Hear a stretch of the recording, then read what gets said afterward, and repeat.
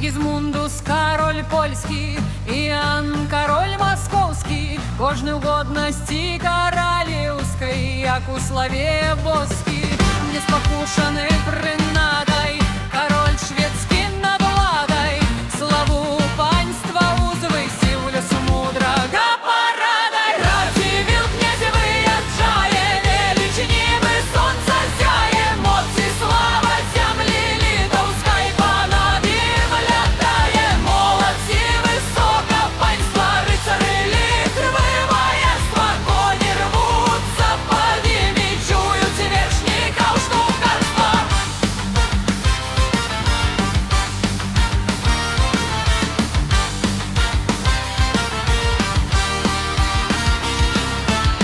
Шведские магнаты вельми пораўнанні безнадзейны, бо літвіны між іх богами смело зваться мели.